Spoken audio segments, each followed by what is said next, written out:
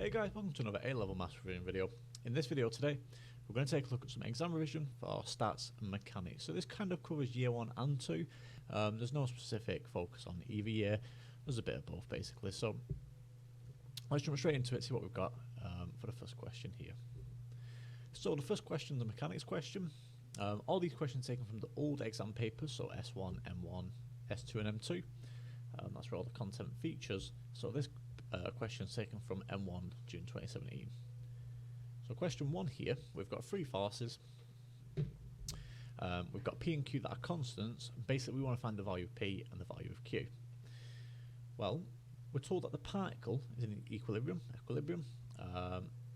So we can use that to basically find the value of P and Q, because if the particle is in equilibrium, then what that means is that the sum of the three forces will be equal to 0.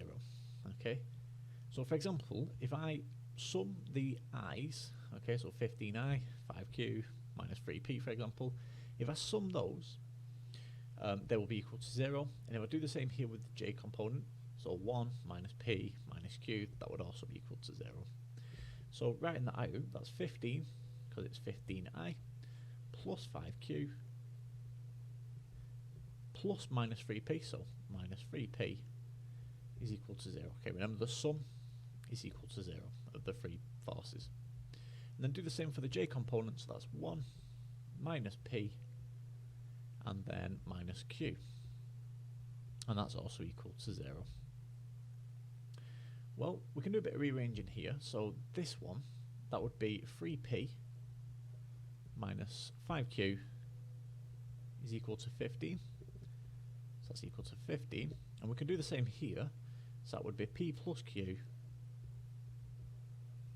is equal to 1. Okay, and then at this stage here, we're going to just rearrange it to be either p equals or q equals. Doesn't matter which way you do it.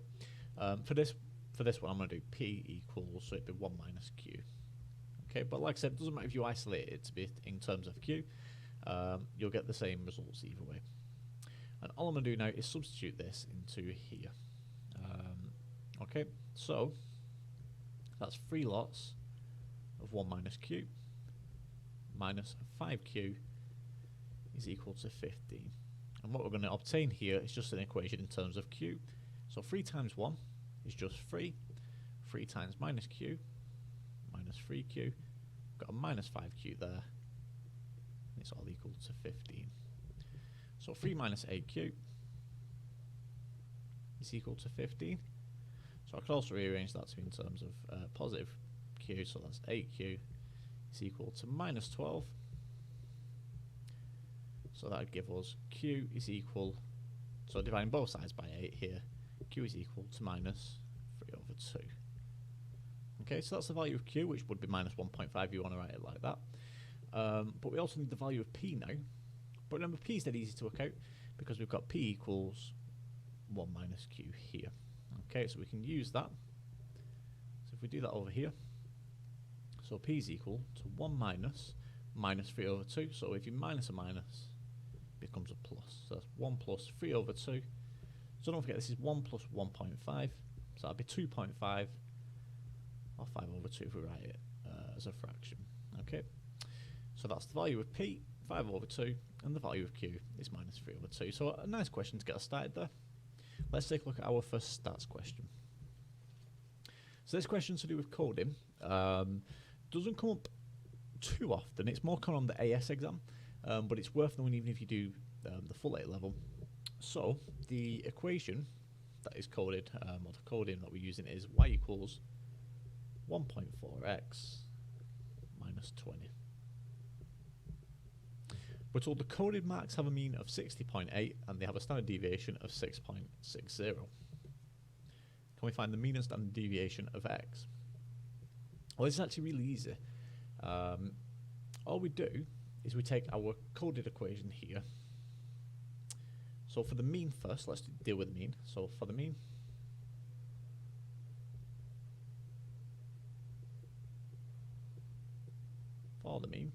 so all I do is I set the mean that we've got for the coded marks, 60.8, as being equal to this full expression here, 1.4x minus 20.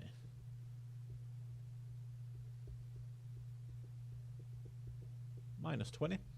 And then all I do here is we solve for x. Okay, so 1.4x is equal to 60.8 plus 20.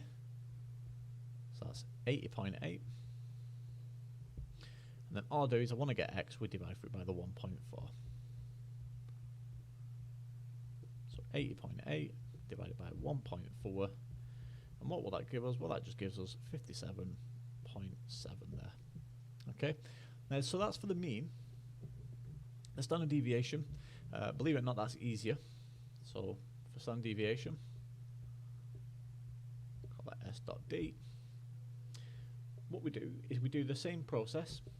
So we replace the y here, where we replaced it for the mean with the mean that we were given, 60.8. So I replace it with the standard deviation we're given, 6.60. And we set it equal to this equation again, 1.4x minus 20. But remember, when you've got a standard deviation like this, it doesn't matter what constants you add, it won't actually change the standard deviation. So all we're actually solving here is 1.4x equals 6.60. So if I divide both sides by 1.4, we just get x. So x can be equal to 6.6 divided by 1.4. Plug it in your calculator, you'll get 4.71 there. Okay, so nice and easy there. So that's our, so this is the mean, and this is standard deviation. Okay, so 4 marks for that. Again, doesn't come up too often, but you know, be aware of it, be confident with it. It's easy marks if it comes up. So this question here now, another mechanics question. This one taking a look at the idea of calculus in mechanics like this. So we're using calculus to work out the acceleration, for example, or we can use it to work out v, for example. So we've got v here, the velocity, but we want to work out the acceleration of p at time t seconds. So question 2 here. Well, if we've got v and we want the acceleration, remember, the acceleration is the derivative of velocity with respect to time. Okay, so if we work out the derivative of this, so derivative of v, that's equal to the acceleration. Okay, that's a there. So all I need to do is differentiate v here. So what would that give us? Well, 3t squared I, so that's going to be 6ti, plus 1 minus 4t, so that's just simply going to be minus 4j. Okay, so that's simply it for the first part. 2 marks for that. Part B, a little bit trickier, but nothing too crazy. We want to work out the magnitude of F. So F is the single force. We're doing that when t is equal to 2. So the first thing I'm going to do is substitute t equals 2 into my acceleration. So when t is equal to 2, a is equal 6 times 2. So that's 12i, and we can't do anything with the j component. So it's just minus 4j. Now, for this question here, we're going to have to use F equals ma. We've got the mass, that's 0.5 kilograms. So essentially all I need to do now is use that. So F is equal to a half, 0.5, because that's the mass, of A, where A is 12i minus 4j. So basically divide each one of these by 2, so I get 6i and minus 2j for F. Okay, remember we want the magnitude of F, so we're not done quite yet, we need to work out the magnitude. So the magnitude of F, that's just going to be the square root of 6 squared plus 2 squared. So that's going to be the square root of 36 plus 4. So that's the square root of 40, which we can simplify if we want, or you can give it you can either give it exact like this, or you can give a decimal answer. If we work out it exact, this would be root 4 root 10, which we can simplify to be 2 root 10 there. Okay, So that's a nice answer to give there, but decimal also works. So yeah, so that's that question done there. So this next question now, taking a look at hypothesis testing. So what's the context? So basically someone's taking an exam or a test. So we're told there's 10 questions in total, with each question having 5 possible answers. So a student gets 4 questions correct, and the teacher claiming that she's guessing the answers. So using a one-tailed test, so that's important that we're using a one-tailed test with 5% level of significance. We're going to test whether the claim is true. So first let's just define the distribution. So we just say this is the variable x. So is it a normal or is it a binomial distribution? Well, given that we don't know the mean or the variance or the standard deviation, then it's going to be a binomial hypothesis test. So x is distributed with a binomial. So what we need to do now is work out the parameters n and p. So what's n? Well, n would just simply be 10. If she's guessing the questions, and there's 10 questions, then n must be 10. And what would p be? Well, if she's guessing the answers, and there's 5 possible answers, that means there's 1 out of 5 possible chance of getting it right. So 0.2 or a 50, you want to write that. I'll write it as 0.2. Okay, so that's our distribution. So now that we've got the distribution defined, let's write our hypotheses. So it's binomial, so it's p is equal. So again, just like we've got here in the distribution, this would be 0.2. And in this case, we're looking for p being larger than 0.2. Okay, so one-tailed, greater than 0.2. Now, with it being a one-tailed binomial hypothesis test, it makes working out the test statistic really easy, because all you do is you take the way your inequality is. So with this being greater than, we're testing now the probability that x is greater than or equal. All we need to do is just work out what this number is. Okay, so how do we decide what this number is? Well, we go back to the question. So the student gets 4 questions correct. So what we do is we take the evidence. So she gets 4 correct. So we're testing whether x is greater than or equal to 4. Okay. So all I'm going to do now is work this out on my calculator. This is going to be 1 minus. So when it's greater than or equal like this, we do 1 minus the probability that x is less than or equal to 1 minus 4. Or 4 minus 1, I should say. So 3. Plug it into your calculator, and what you get here is 1 minus 0.879. That's equal to 0.121 there. Okay, so that's our test statistic. Our critical value then that we compare it to decide whether we accept or reject.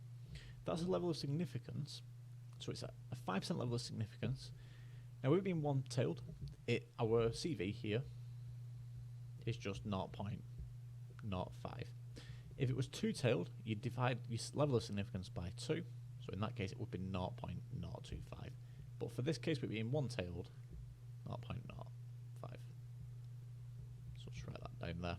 So it's a one-tailed test. So all we do now is we compare our test statistic to our critical value. So 0.121 is greater than 0.05. So therefore, we accept H0. So accept H0. So in essence, the teacher is correct. Okay, so we're saying that probably is 0.2. In other words, she's guessing the answers basically. So accept H0. Teacher's claim is correct.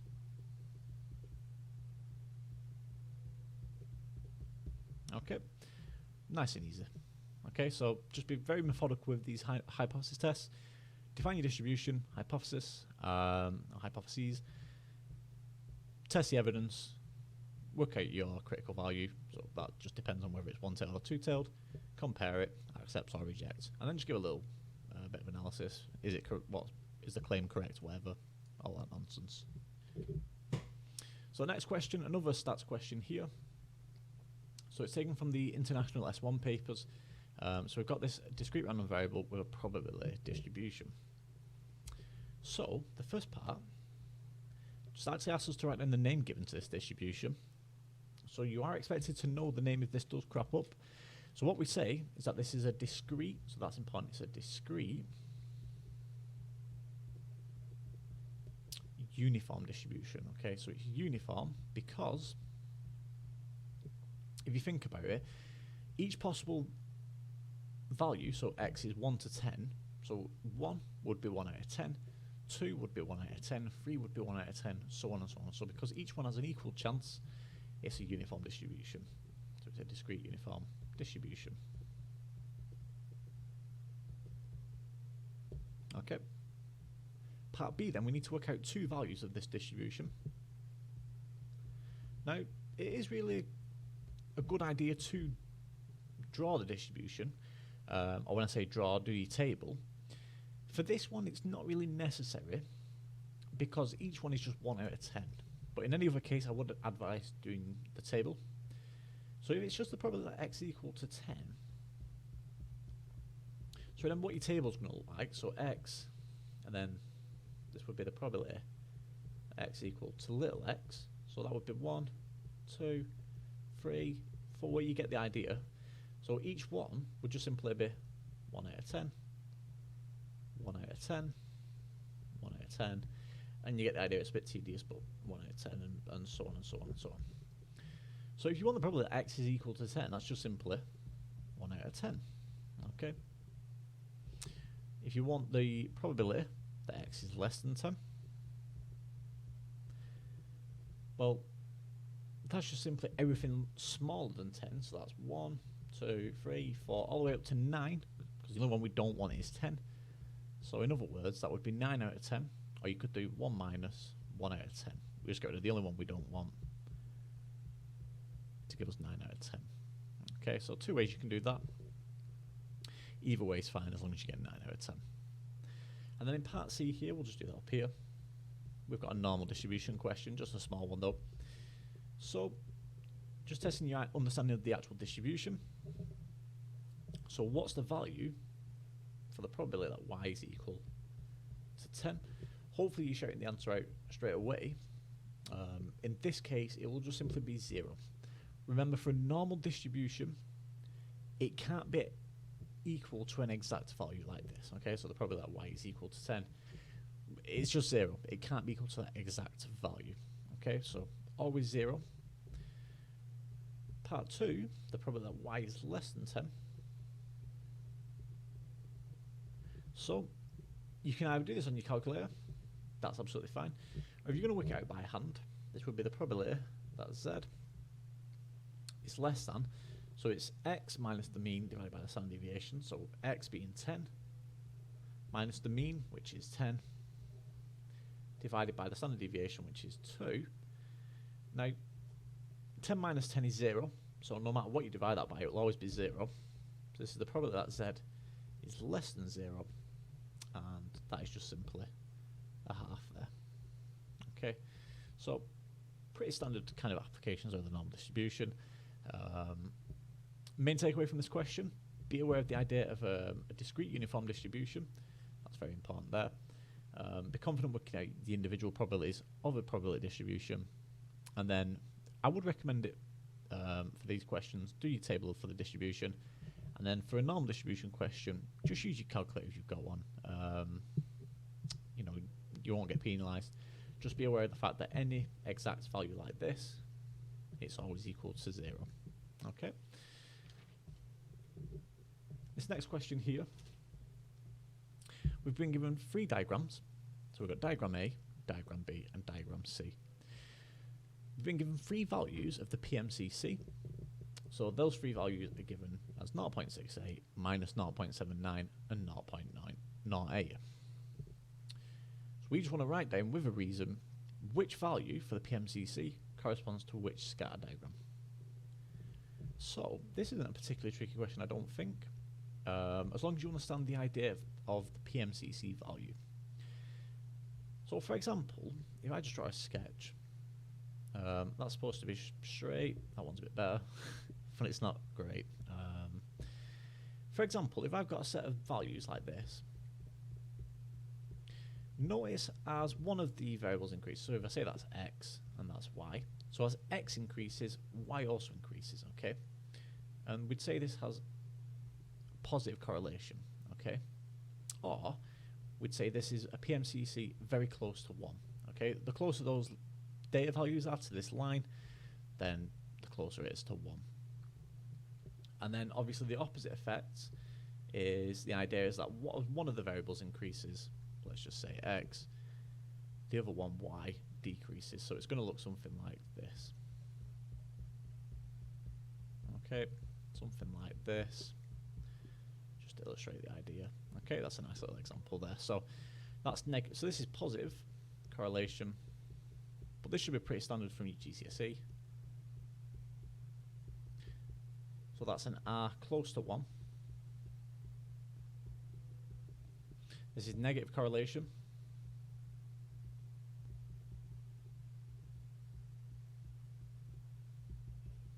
Would be a PMCC close to -1 or R close to -1.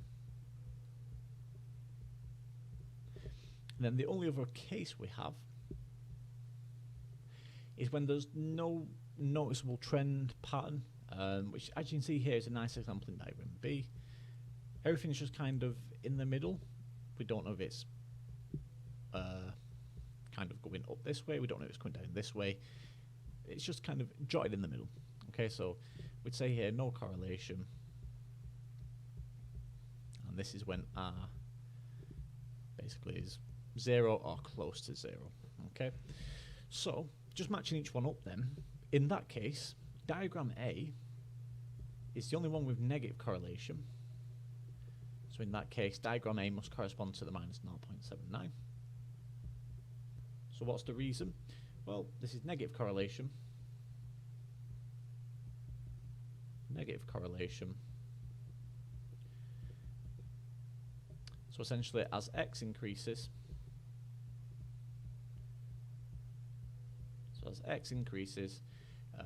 y decreases. Okay. If we do the others up here, diagram B, well, that's simply the one with very close to 0, 0.08.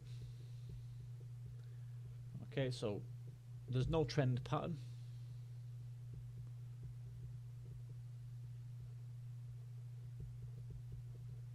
So in this case, what we say is no correlation, or close to no correlation.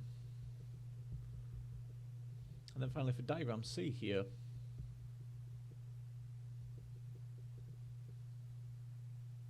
diagram C, that'll just be the one that we've got left, so 0.68.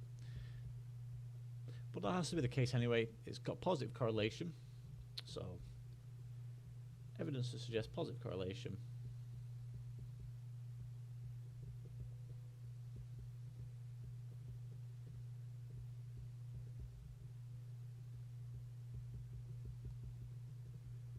So again, just like we did for diagram A here, what we'd say, as S increases,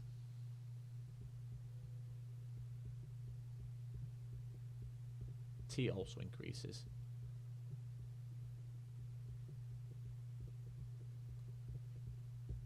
Okay, so there we go for that question. So it's just give an explanation for each one. Remember, positive correlation, we're going up in that direction. Negative, we're coming down like that. And no correlation, essentially. There's no pattern, there's no trend. It's just a bit in the middle. Okay, so that brings us to the end of that one. And then finally moving on to this last question here, dealing with Suva equations. So, a stone's thrown vertically upwards with speed 16 ms-1 meters per second from a point h meters above the ground. So a stone hits the ground 4 seconds later. So, two parts, can we find the value of h, and then can we find the speed of the stone as it hits the ground? So let's deal with part 1 first. So to find the value of h, first let's just define S, U, V, A and T, which ones we can define. And I'm defining positive as being upwards like this. So we don't know S, That's essentially what we're going to solve. So we're going to solve that in a moment. We know u, we're told it's thrown vertically upwards with speed 16 meters per second. V, we don't know that. A would be the effects of gravity, so that would be minus 9.8. If it's going upwards positive, then gravity, the effects of gravity here, G, would be minus 9.8. And then we know T, that's when the stone hits the ground 4 seconds later. So, using these two equations, these are given in the formula book. The one I have to use here is S equals ut plus a half at squared. So, just plugging in values here now. S is equal, so u times t, so 16 times 4, plus a half of a minus 9.8 times t squared, so times 16. If you plug this into your calculator here, this actually comes out as minus 14.4, but don't panic too much. What we'd actually say here is that the height is positive 14.4 meters.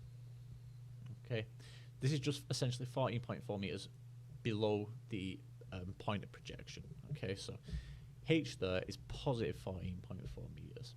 Okay, so nothing too tricky there.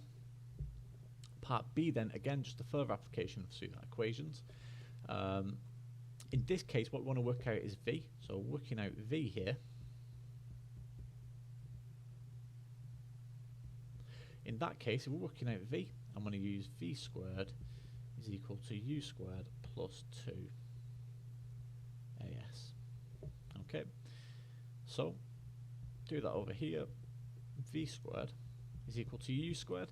So U we've just worked out, that was our, oh no we haven't, that was 16, tell a lie, 16 squared plus 2 times A, which is minus 9.8, and then times it by S, which is minus 14.4. So V squared is equal to this. So if you work all this out in your calculator, you'll get 538.24. So in that case, take the square root. Obviously V must be positive, so we can only take the positive solution, which would be 23.2 meters per second there. And there we have it. So I'm losing my voice now. I don't know how long this has been, but hopefully it has been helpful. If there's any issues, please just leave a comment down below. And yeah, cheers.